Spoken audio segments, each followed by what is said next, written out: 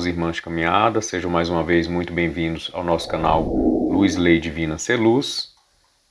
Vamos aí dar sequência ao nosso plantão de dúvidas. Então vamos à nossa primeira pergunta do plantão de hoje.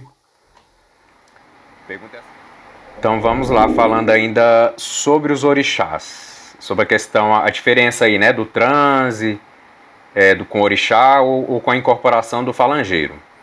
Aí foi perguntado assim, né? Qual a diferença do tipo de transe no candomblé, aliás, para o transe hipnótico? Olha que interessante, né? É diferente porque, pensemos nós, o transe hipnótico tem alguém te levando a fazer alguma coisa, né? Existe um agente externo ali, alguém fazendo, né? Te levando, te estimulando, te hipnotizando, né? Pelo menos eu estou usando assim as técnicas de hipnose que a gente sabe que acontece. Já o transe com o orixá, e eu vou trazer uma outra diferença também, e o transe com o orixá, ele não é hipnose porque não tem um estímulo exterior. É realmente o contato, né, do médium ali que começa a se elevar e a tocar ou ser tocado pelo eu divino. Então a gente fala assim, um transe, porque na verdade a gente entra no estado alterado de consciência. Entende? Agora, por que eu estou fazendo essa diferença? Porque quando a gente entra no transe com o orixá, a gente abre o nosso canal de consciência, do eu consciente, e é diferente do transe hipnótico, que na verdade a gente não fica muito ali desperto. Tanto é que através do hipnotismo, vamos falar assim, dessas técnicas de hipnose, as pessoas podem fazer você fazer coisa, obviamente que não vai contra os seus princípios, mas de forma meio inconsciente, você não entende bem o que está acontecendo. Já o transe com o orixá, não, gente, é o despertar do eu divino mesmo, tá? Agora, padrinho, a gente poderia falar que existe um processo de hipnose entre aspas, sim, de forma literal não, como a gente concebe as técnicas de hipnose que são utilizadas pelos hipnotizadores hoje, não. No caso, vamos supor, você vai fazer uma terapia de vida passada aí, né? Fazer uma regressão.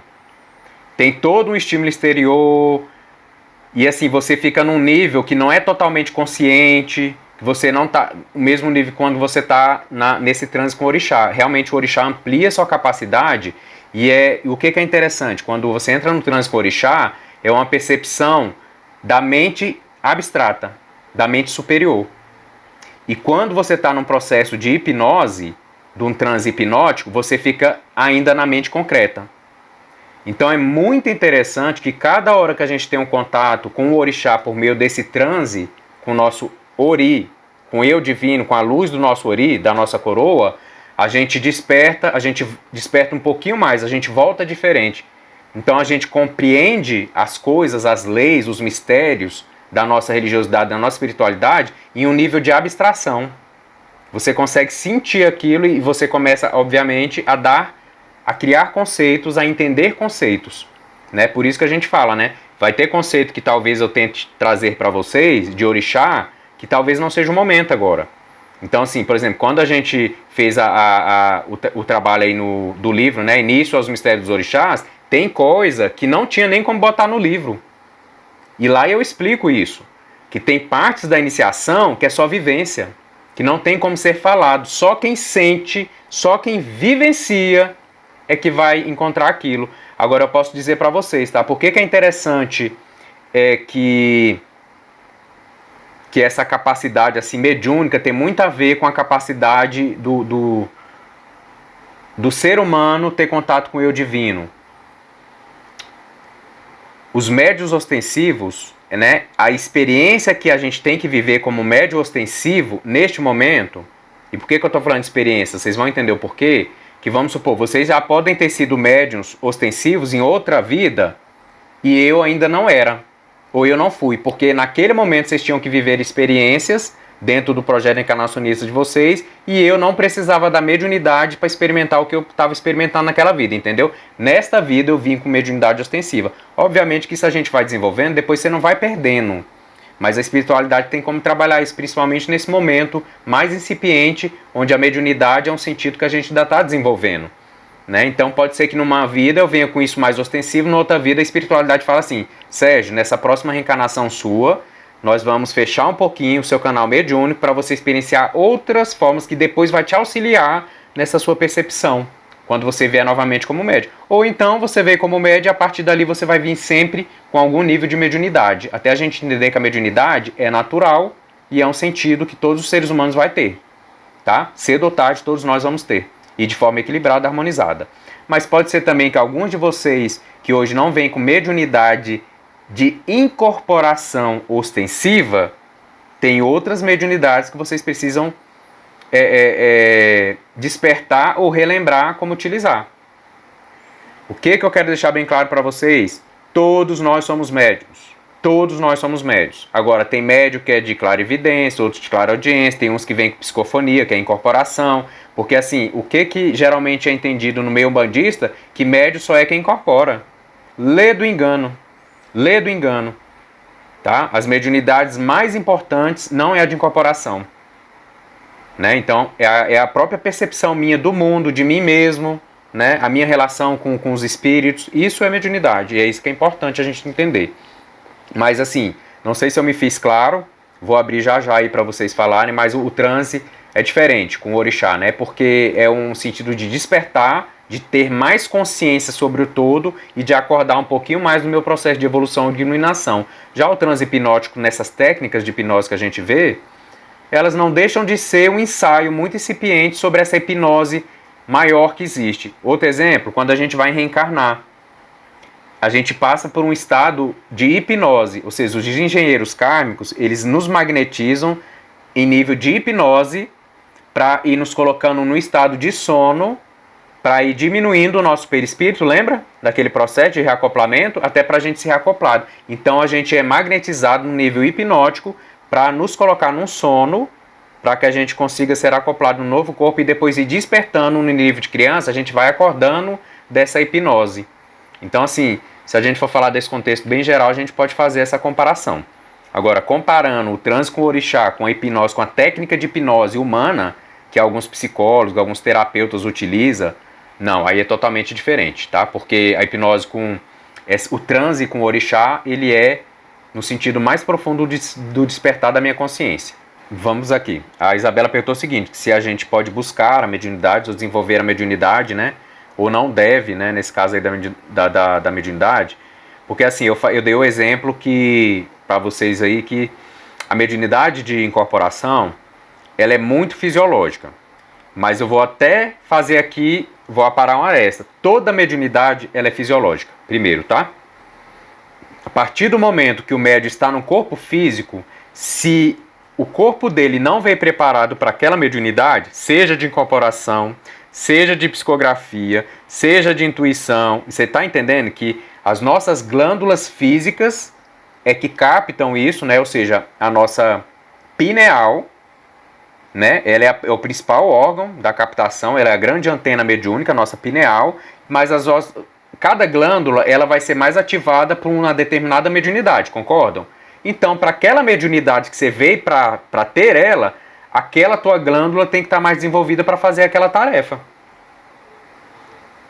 Por isso que existe médium de incorporação que não tem evidência, clarividência, e que não tem clareaudiência, que só incorpora. E tem médium que não incorpora, mas tem uma clareaudiência perfeita, porque a fisiologia, a biologia física dele está preparada para clarividência, ou para clareaudiência, ou para intuição, ou então só para sensibilidade, ou então para incorporação, a psicofonia, entende? Mas assim, tem como saber? Só entrando num centro, só desenvolvendo, educando, estudando, exercitando, e ali você vai vendo. E normalmente, quando a gente abre a mediunidade, a gente tem um pouquinho de um bando de coisa. Depois a gente vai focalizando e vai ficando naquela mediunidade que a gente realmente tem uma missão reencarnatória dentro dela, que pode ser mais de uma, mas geralmente não fica com todas, a não ser Chico Xavier, né? Mas o que eu quero dizer para vocês, é muito normal quando a gente está despertando, a gente desperta muitas coisas, 2, 3, 4, 5 mediunidades. Eu ouço, eu vejo, eu sinto o cheiro, eu sensibilizo, eu incorporo, eu quero psicografar, minha mão dói, meu braço dói, aí depois você vai desenvolvendo, essas coisas vão organizando e você vai entrando mais para a direção dentro do seu projeto reencarnacionista, dentro da mediunidade que você veio realmente exercitar. O que isso quer dizer? Que a gente ainda não está pronto para despertar todos os nossos sentidos espirituais. Chico Xavier estava. Chico Xavier tinha tudo. Ele é o maior médium que já botou o pé aqui no planeta Terra, né? Se não o maior, um dos. Entre os maiores eles está. Então o que é que eu trouxe aqui esse exemplo nessa questão da mediunidade? Se assim, existe também... Obviamente a gente tem que desenvolver todas as... Na verdade a mediunidade é um canal. A gente tem que aprender a usar esse canal de forma completa. Assim como a gente tem que aprender a usar o nosso cérebro ainda na sua totalidade. Mas tem que ser devagar, progressivamente, né? De forma harmonizada. Senão a gente desequilibra aí. Entra no processo de loucura. Mas na mediunidade da mesma forma. Você imagine que a gente está começando a ter contato com o mundo espiritual e a gente ter todas as mediunidades. A gente entrar em processo de loucura, gente. Igual Chico Xavier. Chico Xavier, ele era um ser interdimensional.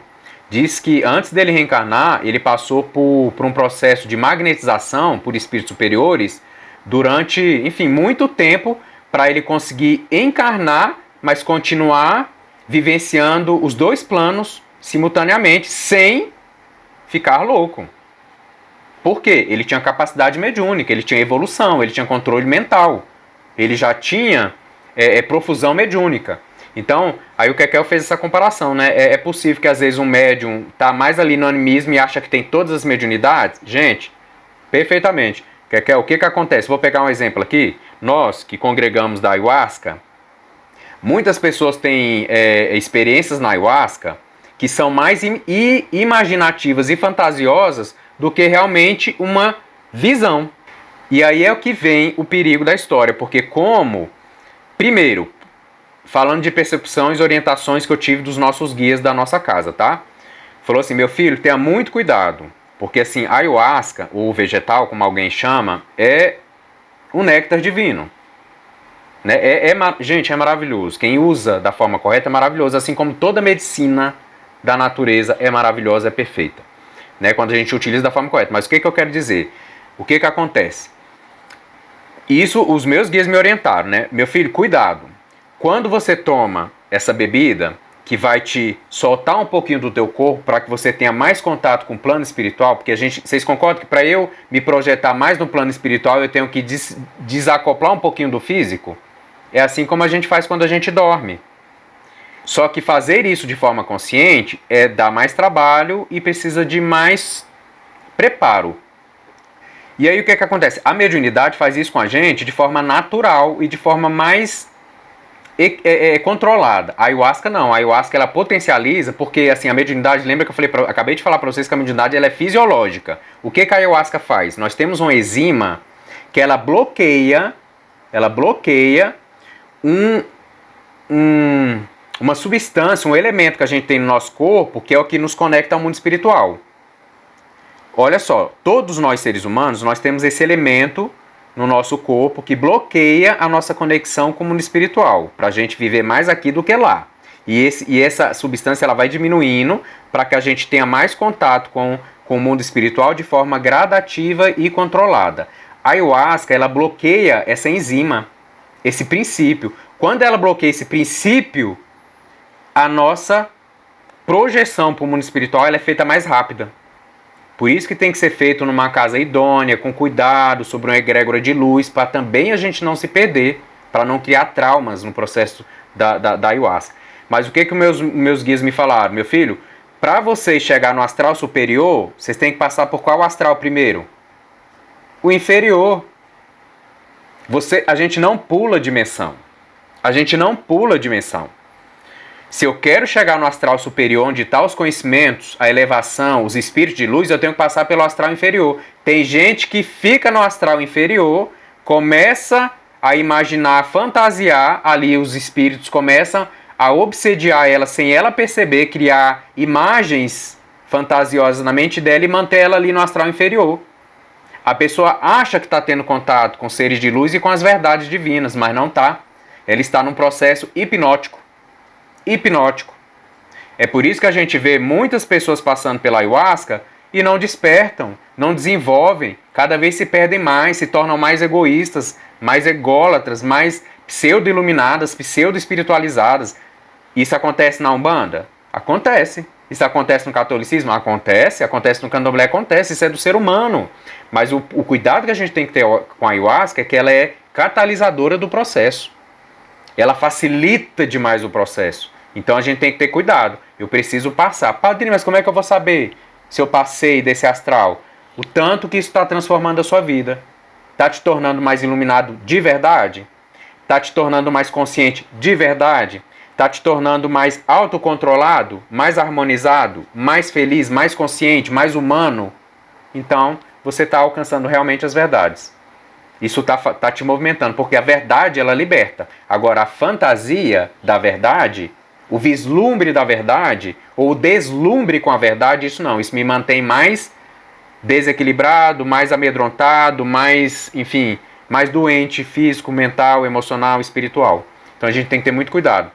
Então, Kekel, é sim totalmente possível, inclusive é mais comum do que a gente imagina, pessoas que estão com animismo, fantasiando, imaginando que tem todas as mediunidades, certas mediunidades, faz daquilo uma verdade, mas sabe o que acontece? A vida mostra.